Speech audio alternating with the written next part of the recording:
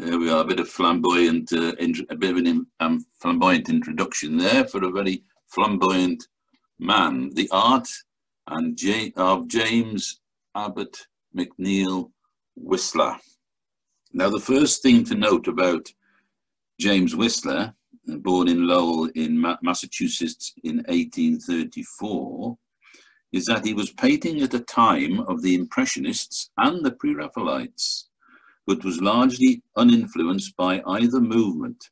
He knew these painters, of course, and their paths crossed from time to time, but by and large, Whistler paddled his own canoe, largely unappreciated by the contemporary art scene.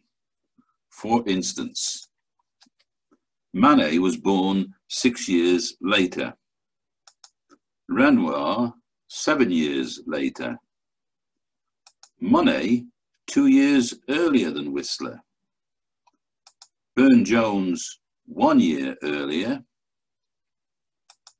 Dante Gabriel Rossetti 6 years earlier, and John Everett Millais 5 years earlier. And there's Whistler in the middle of them all, as you can see. So these are some of the leading lights of the two major mid to late 19th century art movements, and Whistler would have almost nothing to do with them. What he did share with the Impressionists was constant rejection by the Paris Salon and unremitting criticism by the art establishment. And what he shared with the Pre-Raphaelite Brotherhood was quite simply their country. The other thing which made him stand out and earn approbation on occasions was his dandified appearance. Quite apart from his often provocative, headstrong behaviour, he was litigious by nature like many of his compatriots. Whistler was an unashamed narcissist. This is a portrait by Walter Greaves, who painted him once or twice. He had copious and unruly mane of jet black hair, offset by a white forelock, as you can see there. He wore a monocle held on a silk ribbon lanyard.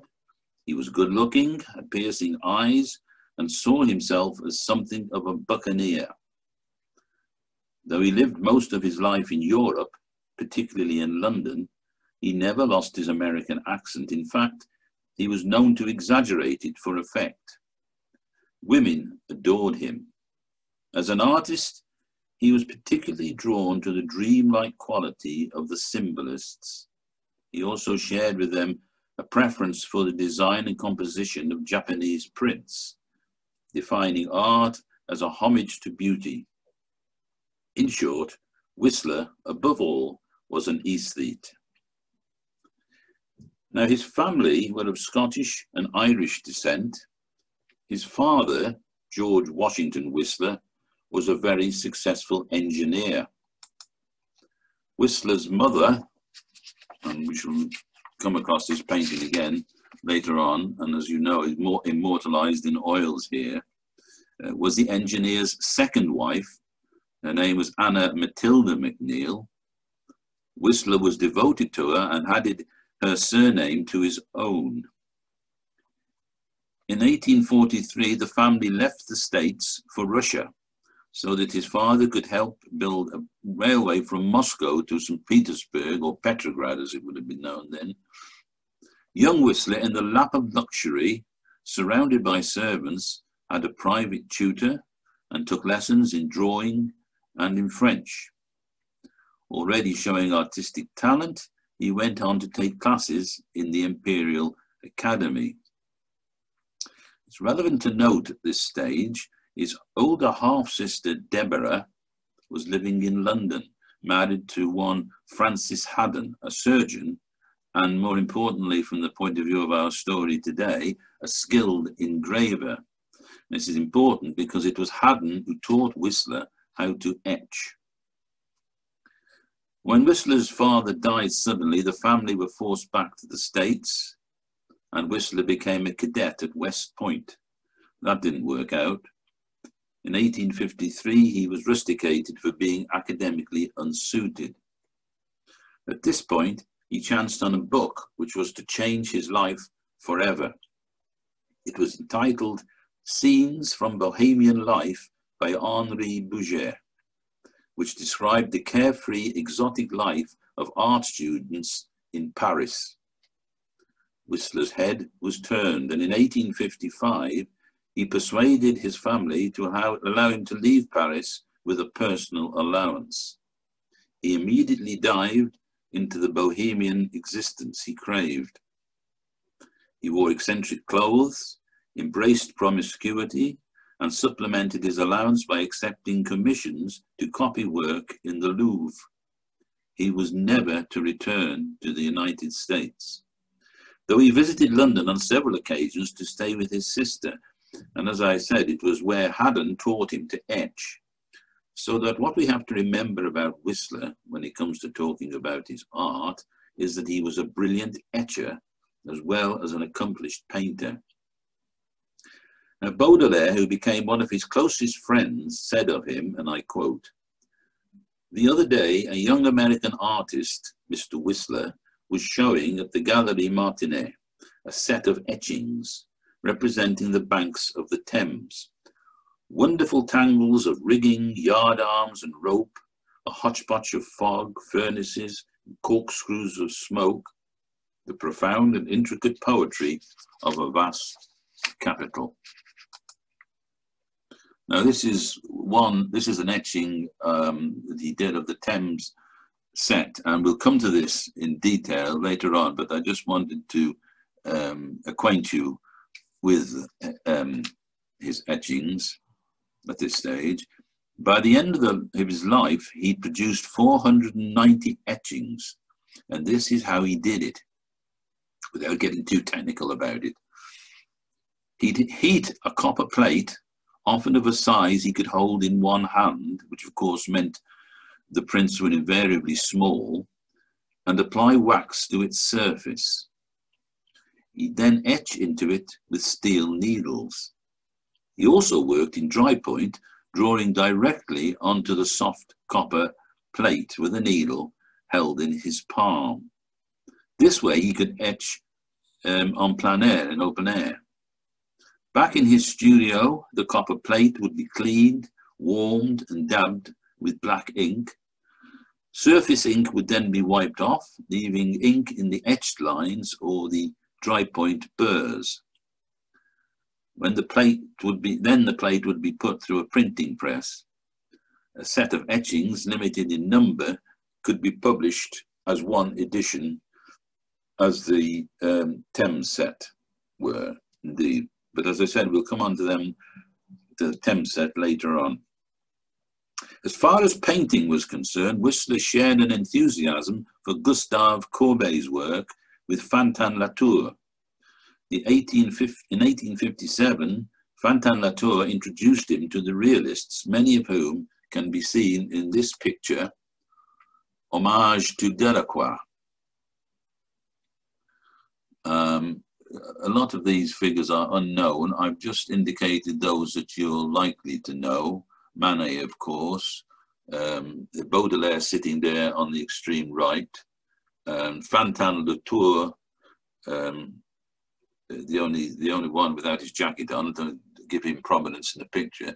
But the figure who's dominating the entire painting to me is Whistler, the way he's posed himself there, and I think that's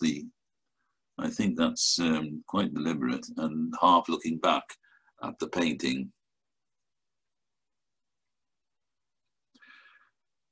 At around this time, Whistler produced at the piano while staying with his sister in London. Deborah is seen here with her daughter Annie. It's a very dark picture, as you can see. In fact, it's almost she's completely clothed in black, really, which contrasts with the white dress of the daughter there. I noticed the cropping of the paintings on the wall. He could have left that wall blank or just painted, but he's cropped the paintings for some reason. He took this painting to Paris, but it was rejected by the Salon. Whistler took the rejection badly, and he decided to leave for London in 1860 and set up a studio in Rotherhithe by the Thames, Almost immediately, he painted this painting, The Thames in Ice. He wrote to Fantin Latour, who had become a close friend by this point, "England is the country which welcomes young artists with open arms." And he tried and successfully enticed Latour to join him and several other French painters. In the same year, he had 2 etchings accepted by the Royal Academy, and at the piano was well received in London, and his reputation as a painter quickly grew in the capital. Whistler began to etch scenes on the Thames and other subjects which became known as the Thames Set, and I've already made reference to that, though they were not published until 1871, so we'll keep them in chronological order, I think.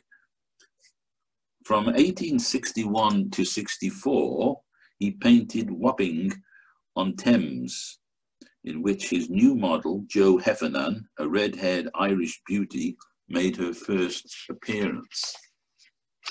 It combined realism with the immediacy of sketching outdoors. Quite interesting painting this. There's an awful lot going on the river, as you can see, but in the bottom right-hand corner, the 3 characters are sitting round the table, relaxing, while all this industry is going on the Thames. And notice how the colour of her red hair, is reflected in various parts of the painting, actually, in the timber, masts, and rigging. So it gives it a sort of cement, if you like, to the painting. Now, at this time, he began to entitle his work with the language of music, calling them harmonies, symphonies, and nocturnes. The idea was to express their dreamlike and pensive mood. They became mood paintings. Yet ever restive, he was soon to return to Paris with Jo, setting up a studio in Boulevard des Bannitons, where he painted her in this painting, Symphony in White, the White Girl. It incorporated his ideas on aesthetics, soft, subtle tones creating mood. So we've got the whites, the various tones of white in her dress, and the background curtain there, drapes as well, and also we've got whites in the animal skin that she's standing on. I can't quite identify that animal. It's far too small to be a polar bear, but that's what it looks like. Anyway, this is what he was aiming at the moment. It was rejected by the Royal Academy and by the Paris Salon the same year as Manet's Le Déjeuner sur l'herbe was also rejected, I might point out. So back to London again. In 1863, after a brief period in Spain, Whistler and Jo set up house, this time in Chelsea, near old Battersea Bridge. And here's one of his etchings of the old bridge at Battersea. Obviously, it no longer exists in this form at all. It looks rather ramshackle bridge to me. I don't know whether I'd like to walk over it, but it probably was perfectly safe for years. Replaced now, of course. But bear in mind, this is a very small etching, probably 8 by 11 inches, something like that. So he's got an awful lot of detail in there, and he's already showing his lightness of touch as well, with the reflections in the water. It's said he chose Chelsea because he was drawn to the working class at the docks and to its narrow streets. Whistler became a conspicuous figure in the area, in clubs and salons, where his natural wit made him a great success with socialites. He also began to acquire a name for himself as an extravagant dresser. But this 1863 was a special year in art. So many exhibits had been rejected by the Paris Salon that a Salon des Refusés was established by Napoleon III to placate the public uproar. 781 canvases were hung there, and these had all been refused by the Paris Salon, including those of Pizarro, Manet, Cézanne, and Whistler. Whistler's The White Lady was particularly singled out for derision, though Courbet thought the model had a haunting presence like that of a spiritualist or medium. Baudelaire almost alone appreciated Whistler's subjective, dreamlike approach to realism, captured in its tones of white on white. At about this time, Whistler cultivated a friendship with Daniel Gabriel Rossetti, one of the few friends whom he didn't eventually alienate. It's thought it was at Rossetti's instigation that Whistler began to sign his paintings with this famous butterfly monogram, this signature. You can see him experimenting, and I'm quite sure where this card has come from, but he's clearly experimenting with it. It's not a particularly well drawn butterfly, but you'll see later on his paintings where it looks really good. So instead of signing himself, as most painters would do, he would simply paint this butterfly to establish the fact that this was a Whistler painting. He also became a collector of Eastern porcelain and woodcuts. His home quickly became a magnet for artists, musicians, collectors, and other aesthetes. Another addition was that of his mother, who crossed the Atlantic to flee the American Civil War.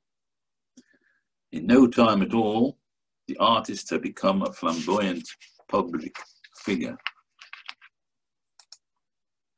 The Eastern, and particularly the Japanese influence, crept into several of his Japanesque paintings. This one, for instance, The Princess from the Land of Porcelain. You'll notice a lot of these paintings have ended up in the Freer Gallery. We'll say something about Charles Freer later on, and it's not too surprising that America have claimed back whom they consider to be one of their painters. So this painting is 79 by 46 inches, so roughly just over 6 foot by 4 foot, should we say, very approximately. Very colourful, obviously Japanese influence in the kimono that she's wearing, and the big red sash. It's got a name, but it escapes me for the moment. And of course her fan is Japanese, and the screen at the back as well. There's even a suggestion of the willow pattern, which of course is Chinese, but the willow pattern of the carpet. So it's a very colourful painting, not particularly dreamlike, I don't think. And we'll see some more of this painting a little bit later on, but in a totally different context. This one he called The Golden Screen, much smaller painting, 20 by 27, but again the Japanese influence is absolutely everywhere in it. She's looking at woodcuts, prints off woodcuts, and she's again got the screen in the background, and this dark lilac or violet kimono is offset against this white, well, whitish off-white, basically white article of clothing. Not quite sure what it is. And then she's got this pink, I hasten to use the word scarf, but you can work it out for yourself. I noticed the flowers down here are done rather sketchily, as you can see. If we're kind, we would say in the Impressionist style. And then this one he called The Balcony. Again, it's in the Freer Gallery in Washington. There's an incongruity about this painting. I mean, Japanism, it's not easy to say that, was all the rage in London and Paris at the time. This painting was done on a wooden panel, as it happens. And there's an incongruency of these Japanese women in the foreground with the chimneys and factories on the other side of the Thames I'm not quite sure whether that works really. It's slightly distracting, I would have thought, if we didn't know the context. But there is a dreamy aspect to this painting. He's used paint very thinly with muted colours, and the detail is lacking, I think, especially in you couldn't recognise these 4 models from this painting, I don't think. Away from the influence of the Japanesque, and in the vein of the White Girl, he produced The Little White Girl, a Symphony in White #2, which is what he called it. Although we are, again, I say away from the Japanesque influence, she's actually holding a Japanese fan in her hands. But this is more in the vein of the Girl in White. This is the Little White Girl, although I wouldn't have thought she was any smaller, and it's obviously the same model. But there we got the subtle gradations of white in her dress. That's the predominant theme of this painting. I'm not too entirely sure about whether he's got that reflection right. Possibly he has. It doesn't matter too much, I don't suppose. And then 3 years later, he painted probably a more successful painting, to my eyes anyway, Symphony in White #3. And again, basically white, as you can see, with various tints of other colours just married into the white, so that the girl on the right, her dress is, we call that a cream, I think, more than anything else. But again, it's a mood painting. He's not bothered too much about capturing a likeness of either of these 2 models, or we've got to assume that they could both be Jo, actually, his mistress, but I'm not quite sure about that. But it's the mood he's hoping for. This painting actually is in Birmingham Museum, and it's quite a small painting. 1865 found Whistler painting seascapes with Courbet in Truville in France. Courbet was very taken with Jo and quickly grew close to her, while Whistler's eye remained distractedly focused on the sea and waves. This painting is Harmony of Blue and Silver at Truville. Very little detail. It's believed that this man on the beach is Courbet, and if you can cast your mind back to the Caspar David Friedrich talk, there was a painting of a monk on a beach there in almost similar stance or pose. The difference between the colours, of course, are very slight. There's slight gradations. The blue is very, very pale. The beach textures very similar again. He's just suggested a yacht there and another yacht right on the horizon there. And these colours, beach and sea, are reflected in the sky as well. The broad sweep of these paintings show Courbet's influence, plus the emphasis on the effects of light, which of course he drew from the Impressionists. Evening in Opal, Truville. This is a small painting again, only 14 by 18 inches, painted while he was there painting with Courbet. Slightly same style, of course, still trying to capture the mood and the subtleties of the light, but he's used painting not quite so thinly this time, I think.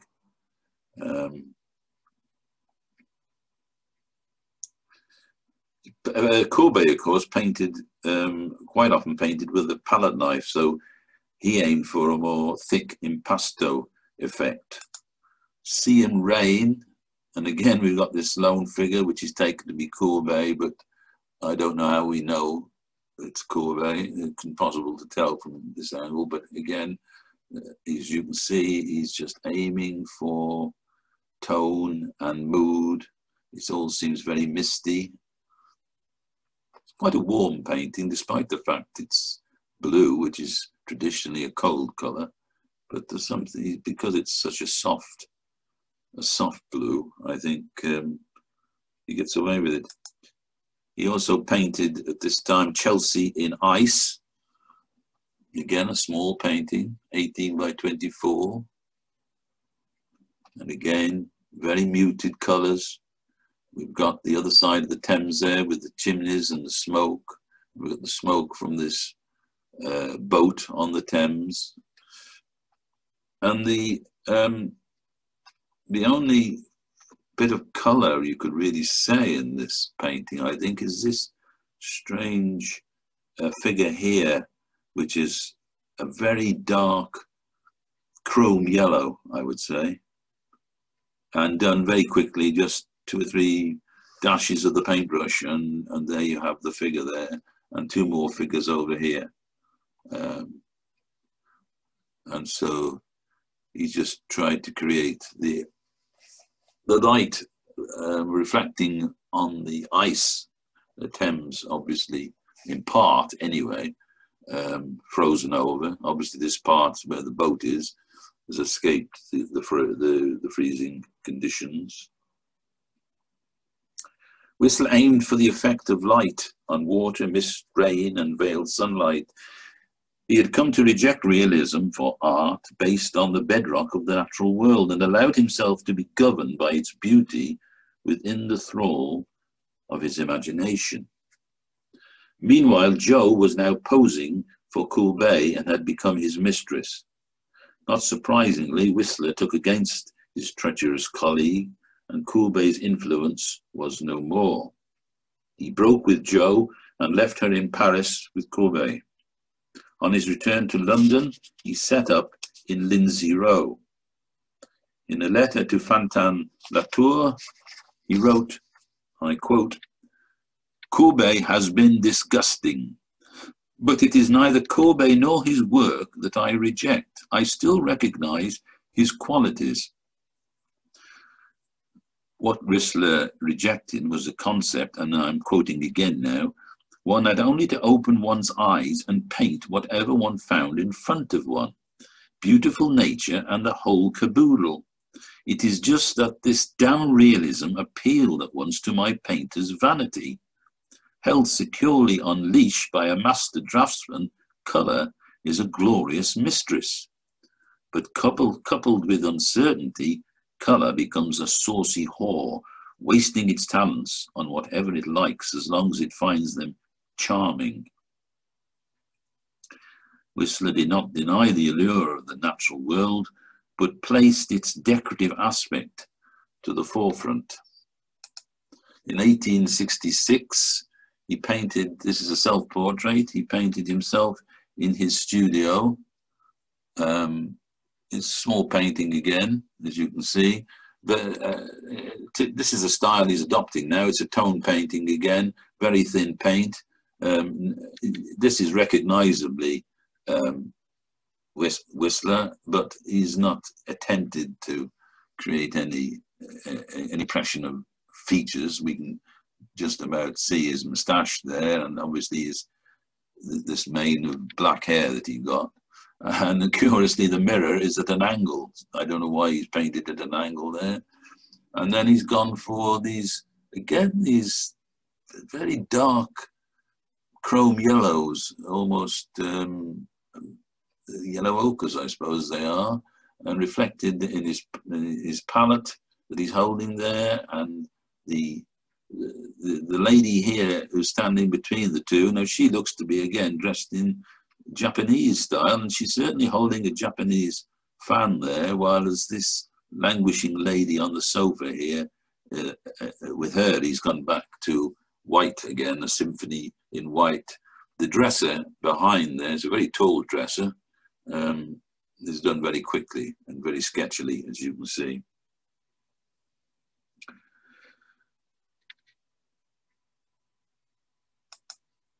He also painted at this time variations in blue and green. I'm not sure I like this painting, but I'll let you look at it for a moment and make up your own minds. But there's an element of experimentation in it, I think. And he certainly didn't produce much like it after. Whistler became increasingly vain, a brash aesthete with strange mannerisms and a slightly shady reputation. He told Fantin Latour, "They say I cannot keep a friend. My dear, I cannot afford it." He even came to blows with his brother-in-law, Haddon, over a dispute over the burial of a mutual acquaintance. In 1867, he exhibited again in the Paris Salon. Among his paintings was brown and silver, the old Battersea Bridge. Now, we've already seen an etching of this. This is a painting, more successfully, I think, too. The reviews were largely favourable, but because he considered it received insufficient praise, he didn't exhibit in Paris again for the next 15 years. He's a bit prickly, is our Whistler. Doesn't like criticism too much. But I think this is a fine painting, actually. It's again, it's a tone painting. It's basically one colour is dominating, well, two colours, brown and silver, are dominating the painting, although the silver, which represents the river, is hardly silver, is it? But I just quite like the soft browns that is used for the woodwork of the bridge, and I also like this little coterie of sailors or workmen. They're trying to launch a boat, very small boat here, and they're standing round. These other 4 or 5 are standing around what looks to be a sail. So we've got to assume another boat there, I suppose. And curiously, the man in the white shirt is looking up at the painting. Maybe the man behind him as well. They seem to be, it's almost as though this has been a photograph. Somebody's taken a photograph and they've just spotted the fact that they're being photographed. I quite like this painting, I must say. At this time, he entered into a period of experimentation, giving more importance to line than to colour. 3 figures, pink and grey. This is in the Tate, by the way. A larger painting, 55 by 73. The 3 ladies, the 3 figures, he's clothed them in diaphanous clothing, raiments. I'm not sure if they're virtually nude, actually. This one on the left, she almost looks nude. And again, very little attention given to detail. They would be difficult to recognize from this painting, but he's not interested in that. Pink and grey dominate this, although we've got this blue, turquoisey, pale turquoisey blue at the top there, but I suppose it is mainly grey, certainly, that's for sure. And then we've got the headwear of the 2 women here, and the flower pot, and another flower pot on the extreme left, which he calls pink. Yes. Right, we'll come to the Thames Set Etchings now, I think. So I'm going to show you 4 or 5 of these to give you a flavour of them. Remember, he did them almost 12 years earlier, but they weren't actually published and printed as a set until 1871.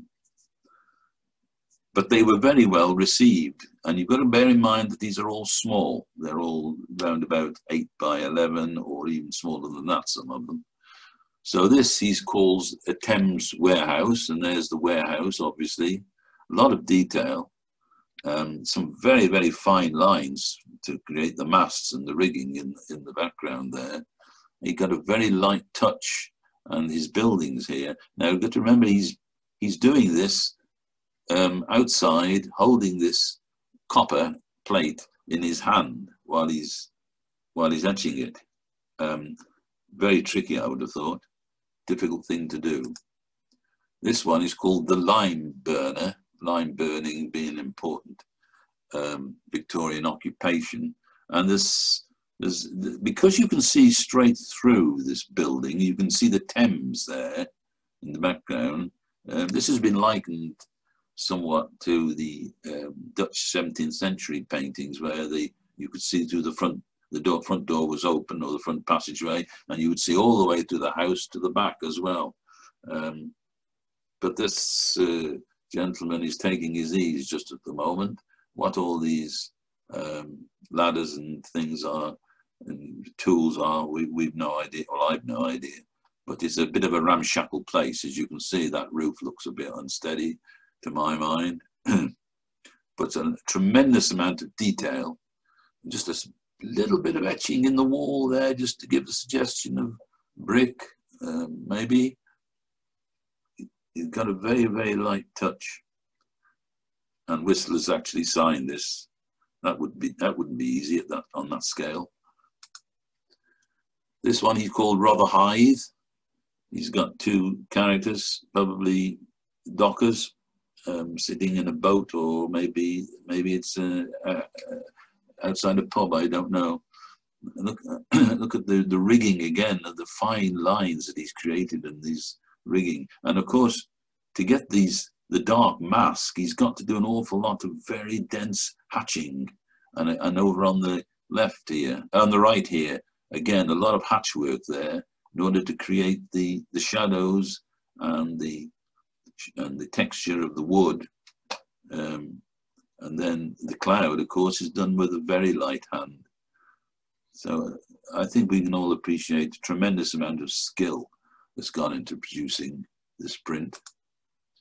This one is called the Black Lion Wharf. And the Black Lion Wharf seems to be on the extreme right there, or the Black Lion Hotel or public house.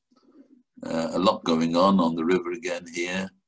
There's a lot of social history in these etchings. We get a good indication as to what's going on the Thames and how busy it was with all these lightermen and these small boats going up and down and carrying whatever they were carrying.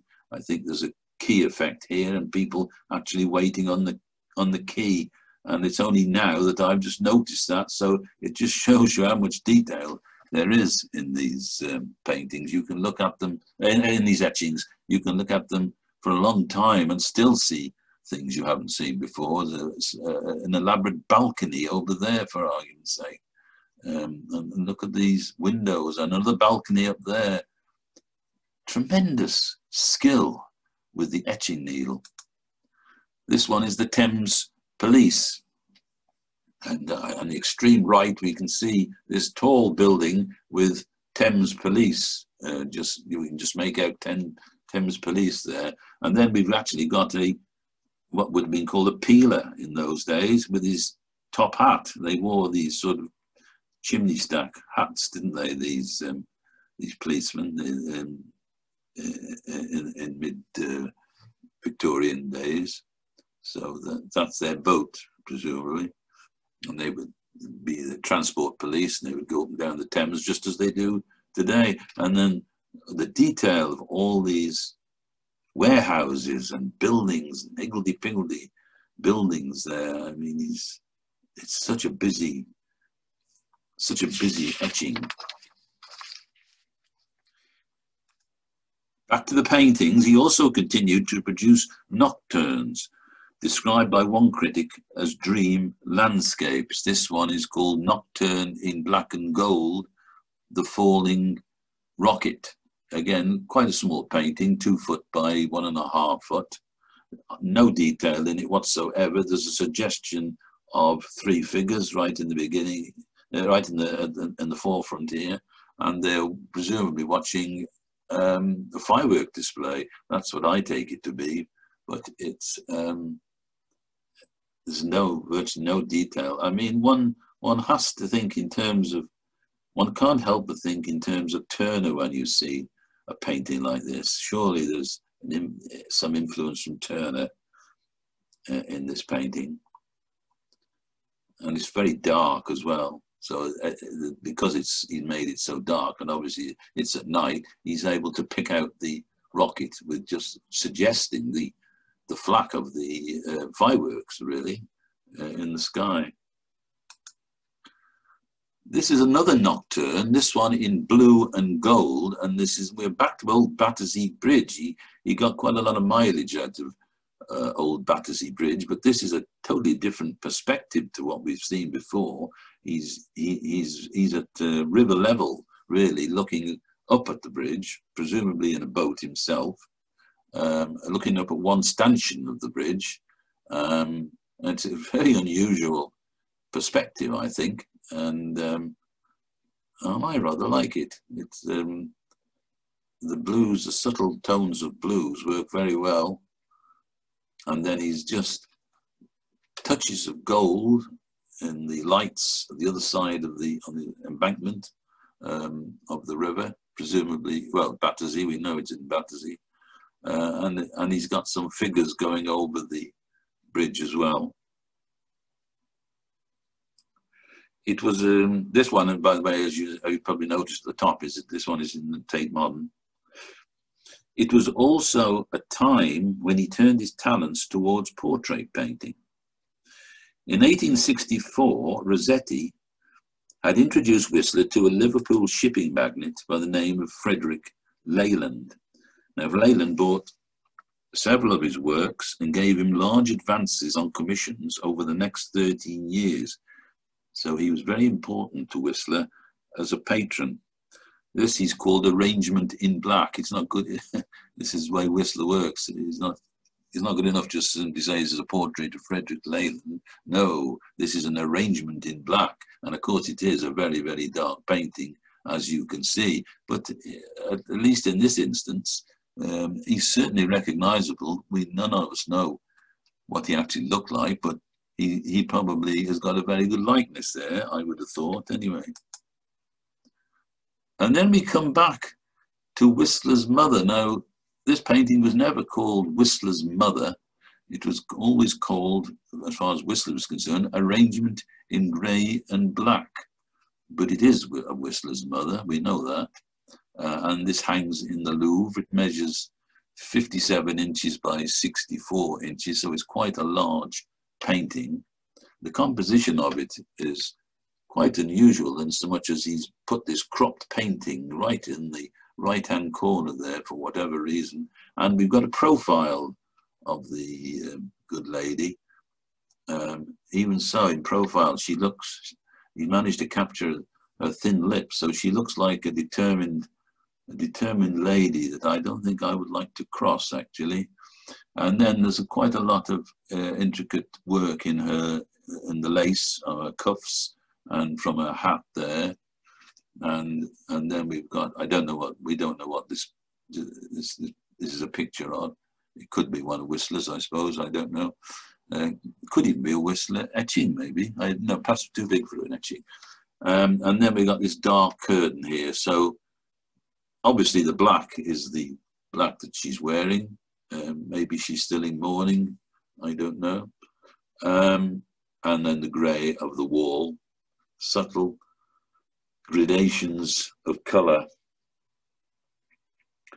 It was initially rejected by the Royal Academy, this painting, then grudgingly accepted. But this hesitancy was probably why Whistler never exhibited there again. As I said, he's a prickly man, I think.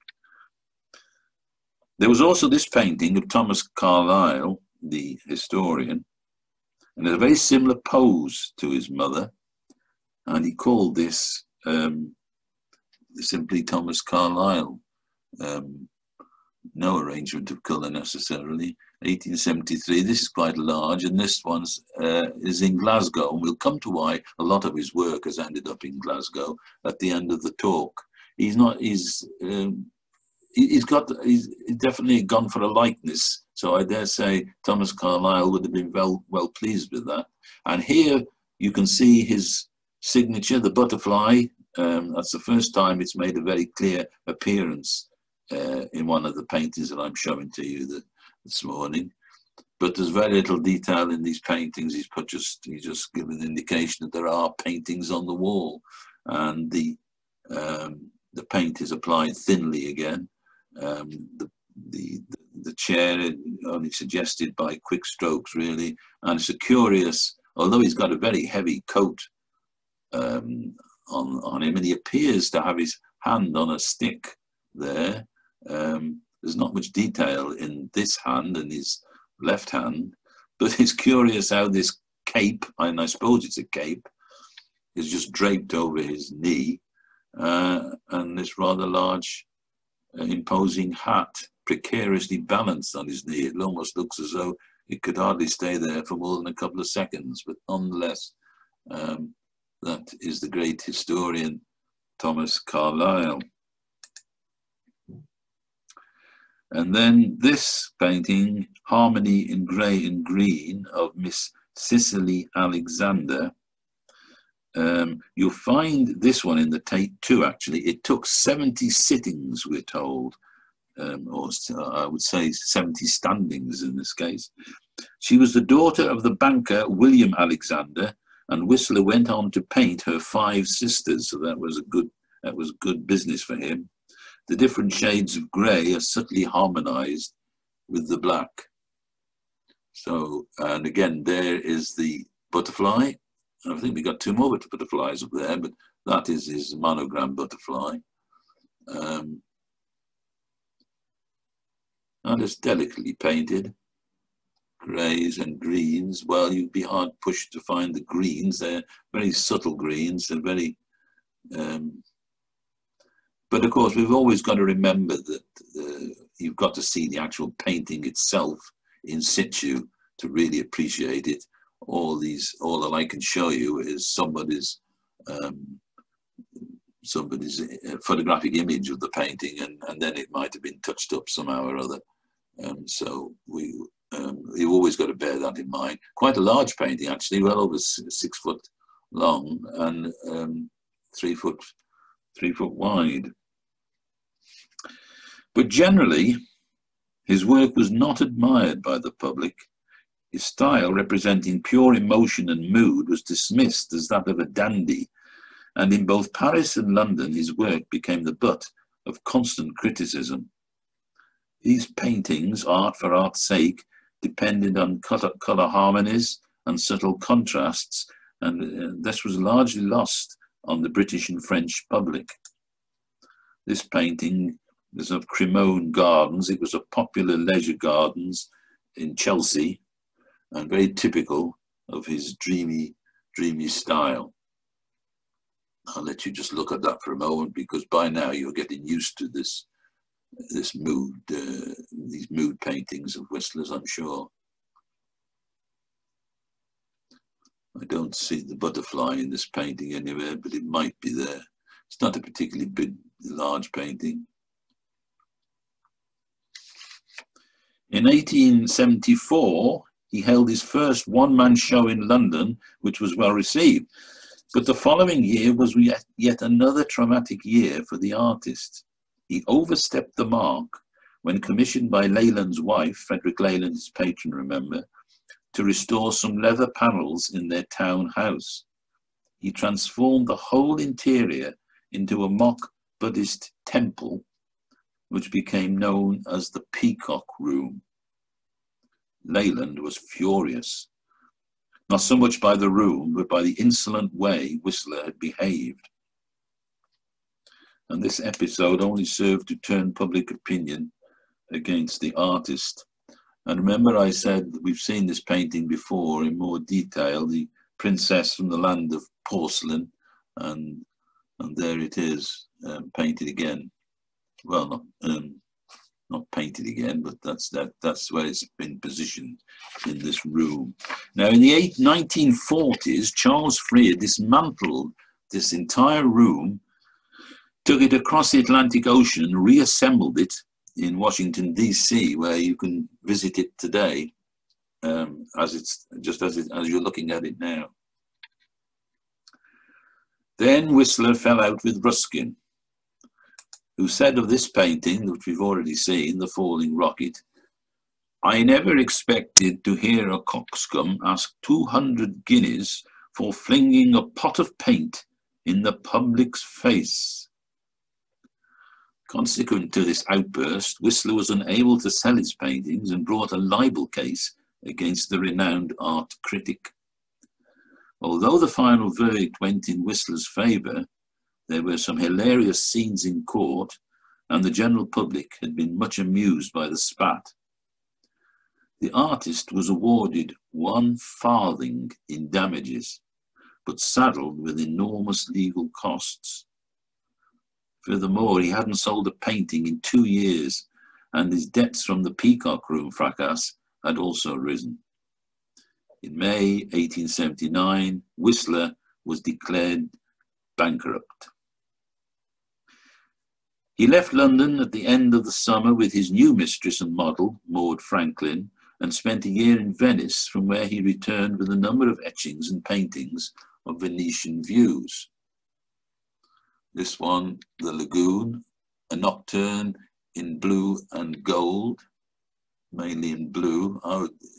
I think we would probably be forgiven for saying a Nocturne in blue and violet or lilac.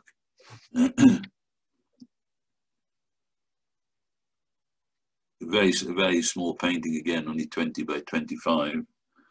And then this etching of 2 doorways, 8 by 11 inches, a lot of detail, but done more of an impressionist style, I think. Mind you, maybe he was on the water himself. I don't know. It would have been difficult if he was. There's a gondolier just about to go under a bridge there, and this we must assume is 1 doorway. This is another doorway. There's yet another doorway appears to be there, and this figure he's put into it for a bit of human interest. Whether using the etcher's needle or the paintbrush, Whistler preserves a constant lightness of touch. Of his etchings, Pizarro wrote, "No professional printer could substitute for Whistler, for inking is an art in itself." Back in London, he fell under the influence of Oscar Wilde, whose exhibitionist behaviour drew out the worst in Whistler. Can you imagine Whistler and Wilde together, the famous 2 W's? Wilde appointed himself Whistler's public relations man in a series of lectures in America. Whistler, for his part, dashed off a series of society portraits with a quick brush. This is one, Valerie Lady Muir, painted in 1881, about 6 foot by 3 foot, very rough, just over 6 foot by 3 foot. And there's the butterfly again, you'll notice. Quite a large butterfly there, I would have thought. And there's another one of Theodore Duret, 1882, same size as well. Now this is an interesting one. The butterfly again there. This is interesting, because, to me it is anyway, because the Theodore Duret is painted holding I think, a lady's, well, I don't know, a shawl maybe, I dare say, and certainly a fan there. So the lady is suggested in the painting, but not painted. Now, why? I don't know. Is it a suggestion that he might have been a widow? No, I don't think so. I think he's simply waiting for her, for wherever she's gone, to powder her nose, as they say. It's quite a successful painting and certainly marketable. In 1881, Whistler broke with his mistress Maud and married Beatrix Godwin, a wealthy widow. I think she needed to be wealthy. He called her Trixie. They moved to Paris, set up a studio there, and he began to etch Parisian scenes. As in London, he once again became a rallying point for the aesthetes and snobs of the day. His Sunday brunches were famous. Whistler always conspicuous in extravagant outfits and outrageous neckties. And this is a painting by Baldini. Seen him taking his ease on the on a chair there. For a time, he stopped accepting commissions for portraits, but eventually produced this self-portrait in gold and brown around 1895. Now, this is quite a different Whistler, showing his age. He portrays himself moody and mysterious with an economy of brushstrokes, staring out of darkness. Hardly the flamboyant dandy the public had grown used to over the years. But he was now in the last decade of his life, and his wife was dying of cancer. To distract himself, his attention turned to painting young women or adolescent girls. Whistler often toured London's poorest areas in search of subjects to paint, and was drawn to innocent faces of young children, often in rags. The result was a series of full-face bust studies of young street children, of which Alice Butt is an outstanding example. This is quite a different Whistler style. It's strong colours and not so thinly applied, I don't think. But her features are very clear. She would be easily recognisable, though the background is more of a wash than anything else, I would say. Very small. This is in private collection, this one, 20 inches by 15 inches. Then this is Lily in Our Alley.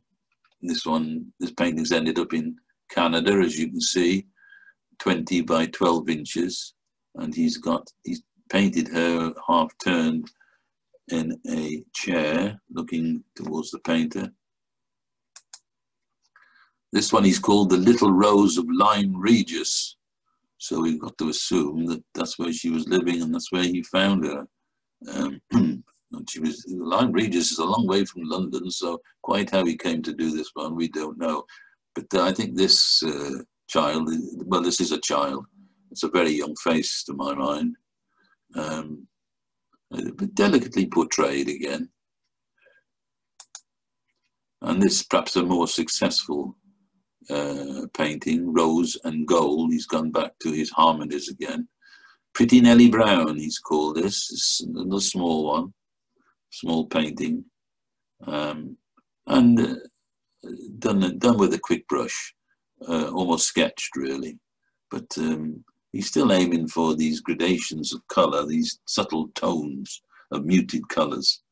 And again, I'm sure she would have been recognisable from that.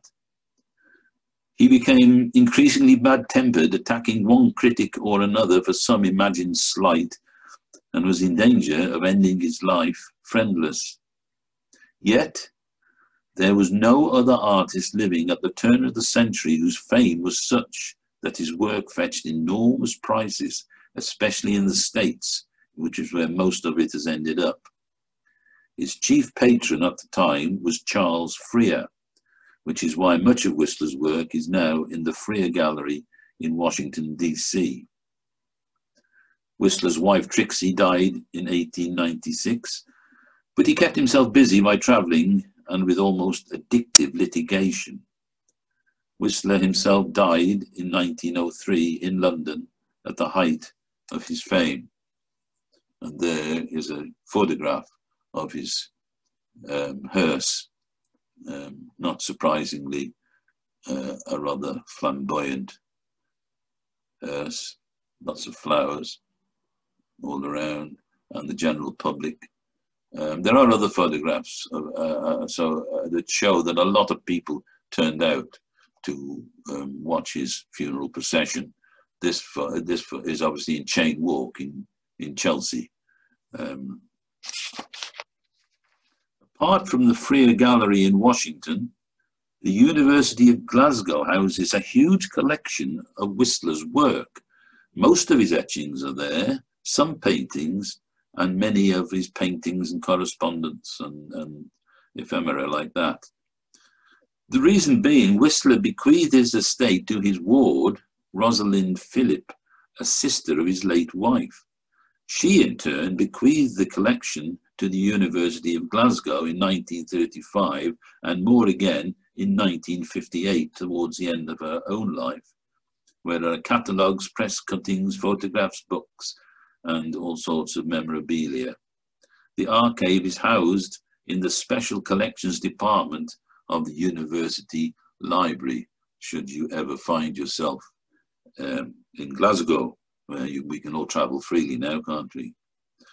So that is the story of James Abbott McNeill Whistler, who spent most of his life in Europe, but I think by buying his paintings and hanging them in America, our cousins, the Americans, have claimed him back.